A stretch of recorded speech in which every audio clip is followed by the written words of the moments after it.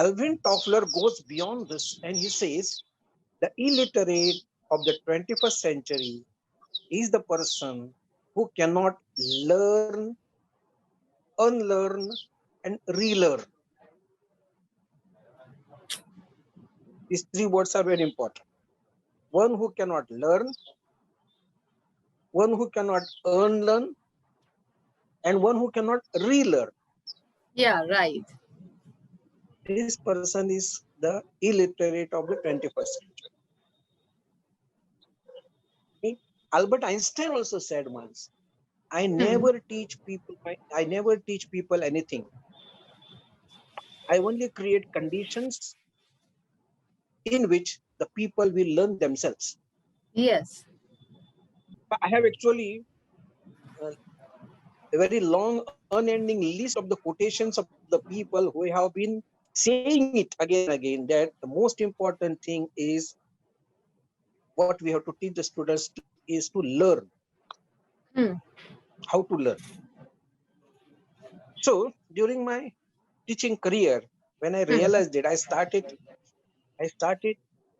giving more time, more emphasis on teaching the skills. And then I devised my own program called Learn to Learn. Oh, yeah. So how did you come up with this vision exactly? Like, what was the reason behind it? How you felt this need, that we should create this urge to learn? Because during my experience, during my teaching experience, I realized that when I was visiting many schools, I was interacting with many teachers and students. I found that the teachers are hyperactive and students are totally passive. Okay, teachers are hyperactive, Yes. but students are totally passive. So if the students are totally passive, what is the point in teacher becoming active and hyperactive? If the teachers are active, the students should be super active. Definitely. Huh? Have you come across such scenarios? I mean, who were like, not that active, but the teacher was so hyperly active, like you were telling. So have you come across such scenarios? Like, have you encountered with such students? Who are not active. Majority of the students, I'll give a very simple example. You go to any classroom of any state in any throughout our country and observe the classrooms, interaction in the classrooms. See, teachers ask two questions to the students in the course of teaching. I think you will also remember your days in school. In the course of teaching, the teachers ask two questions. The same questions are asked across the country. Language may be different. Yes. Maybe in Hindi or English or Tamil or Gujarati. The two questions which are asked by the students, by the teachers, and the same two answers are given by the students across the country. Now listen, the first question of the teacher during his class, he says, have you understood? Yes. And what is your experience? What did the students in your class say when this question was asked? We all agree, always. Most of them, maybe a bright student like you. Yeah, once in a while, I would also, ask a question, but yeah, most of the times, everybody would agree. That's right. But 80% of the students in the classroom, they would say, have you understood? They would say, yes, sir. So naturally, the teacher jumped to ask second question. He threw the second question on the students. And the second question was, any difficulty? True. Did your teacher ask this question? Yes. In your class? Yes, all the teachers asked this question. And what was the response from the students? No. Majority. There is no difficulty they said no. So when I was interacting with the students and I asked them friendly, friends, do you really understand whatever is being taught by the teachers? They said no. And really, do you really not have any difficulty when the teachers are teaching you? They say everything is difficult. Everything is difficult. And in spite of this, they kept on saying, Have you understood? Yes. Any difficulty? No. Basically, because so these are the various situations when I was interacting with the students, I came across this kind of experiences. And then I felt that instead of giving more emphasis and more time and more energy spending on teaching the students, we have to teach them how to learn. Yeah. There is a beautiful saying in English: give me a fish, I eat one day. Teach me fishing, I eat every day.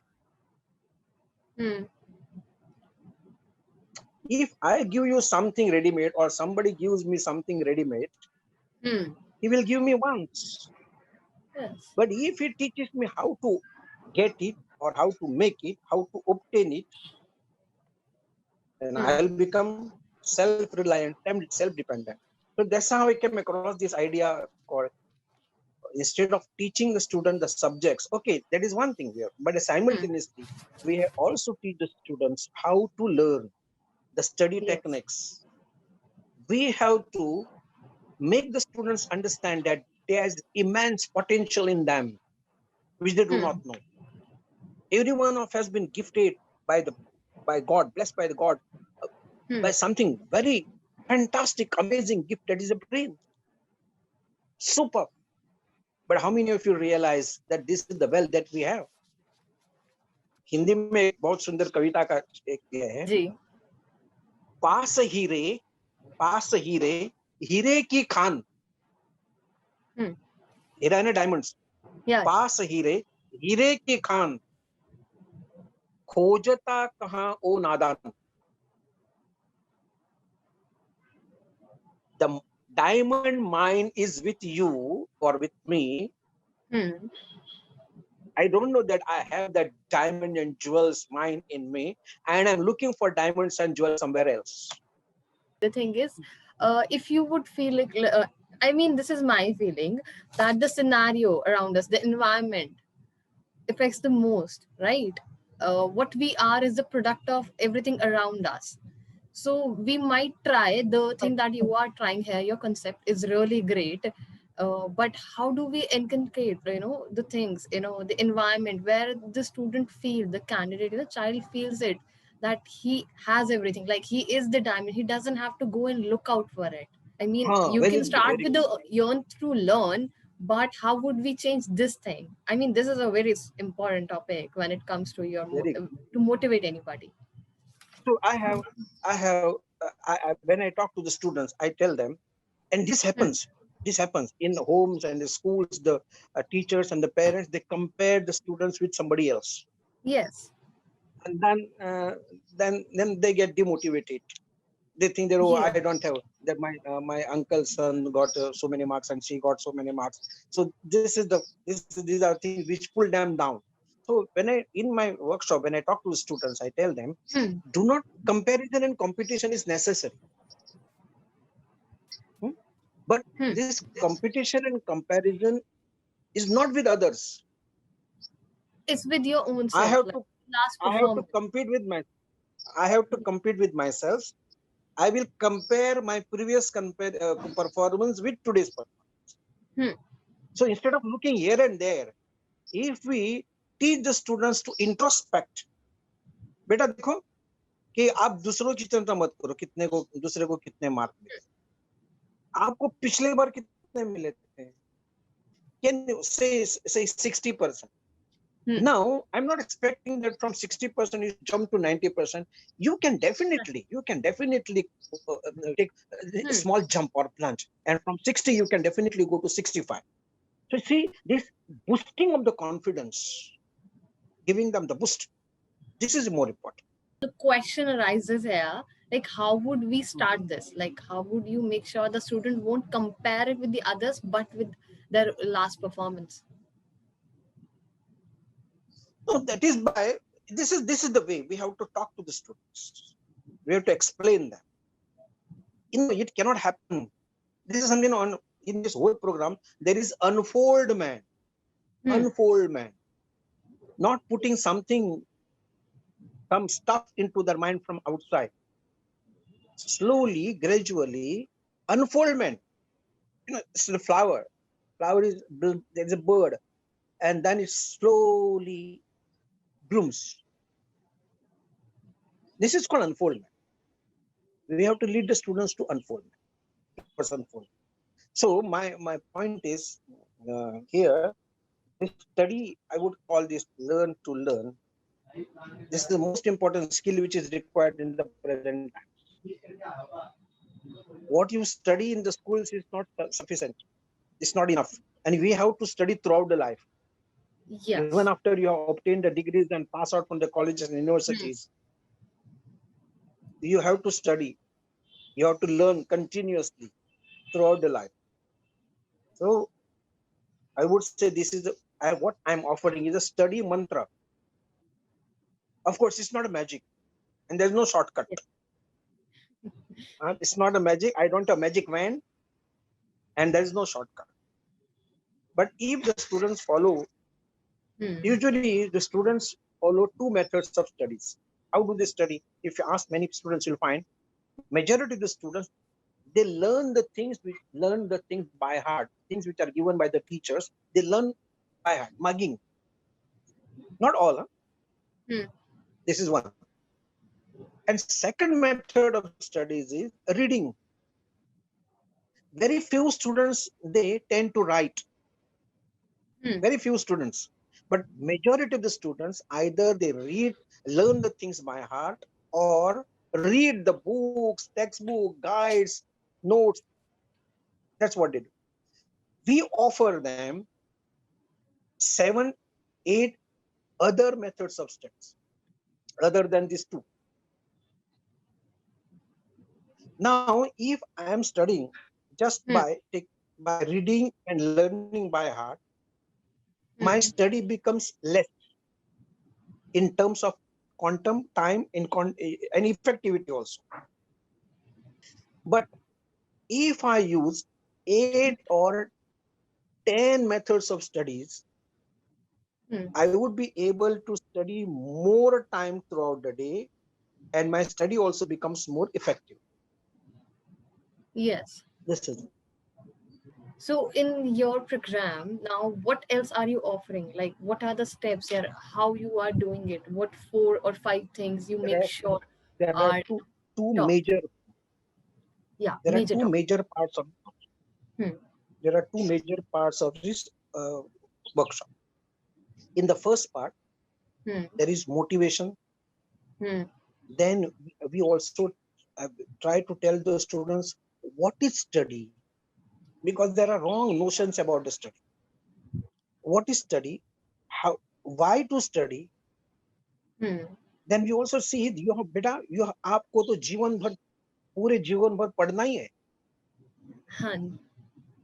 At different stage, होता है क्या? At different stage, subjects keep on changing. True. Only subject बदलते हैं, विषय बदलते हैं. Whatever subjects we study in primary school, when we go to the high school, the subject change. There are different subjects. When we go to higher secondary, 11, 12, again our subjects change. Yes. When we go to college, the subjects change.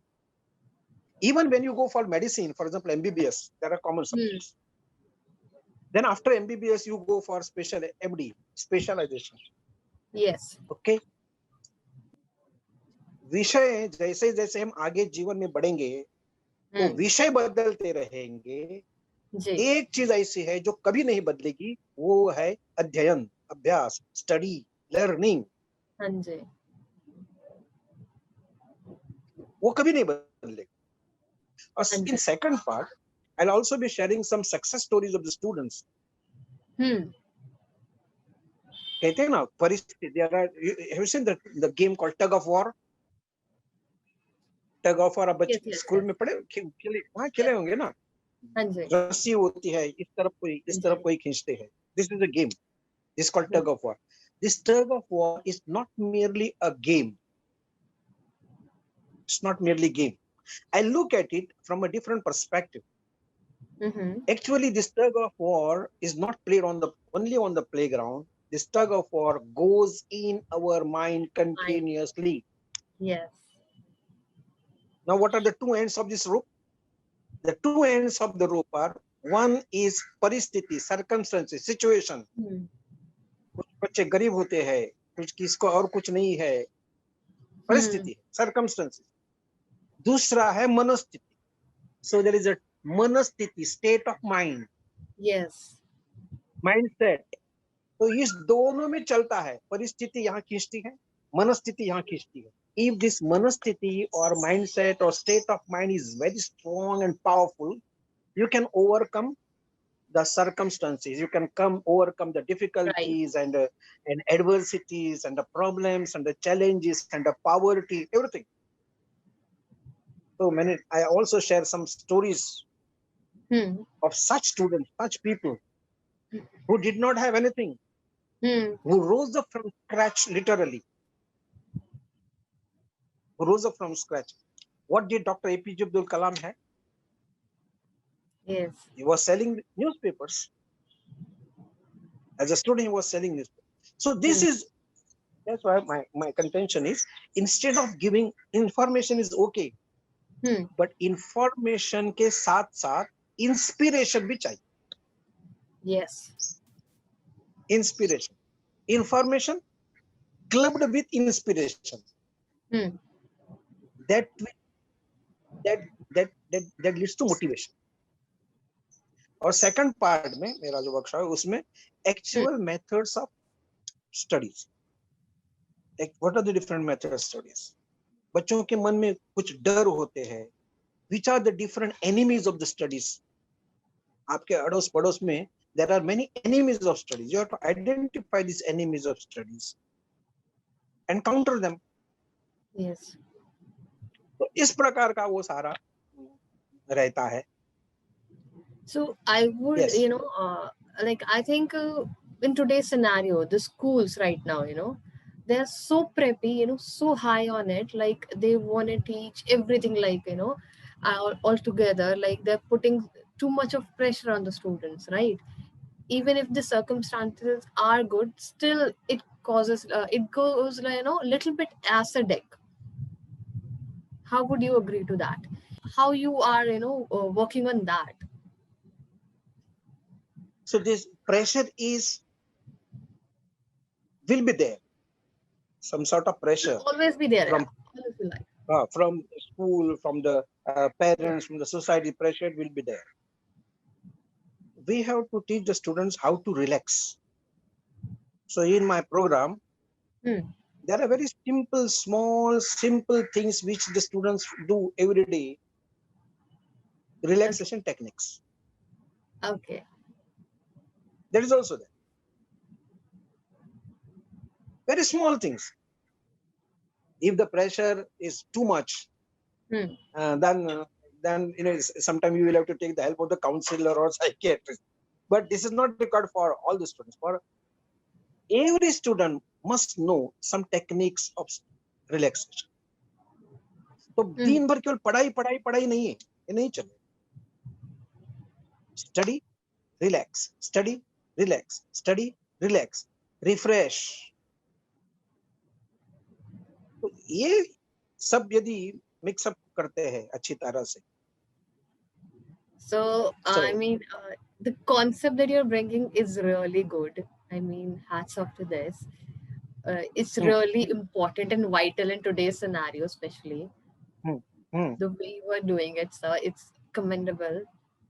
And I believe more and more teachers should start it, so that it'll become more easier for the students, and this urge that you want to create, I mean, would help throughout the life. Yeah, it was really nice talking to you. Thank you so much. I mean, you have enlightened me. Thank you for joining me. Have a lovely day. Thank you.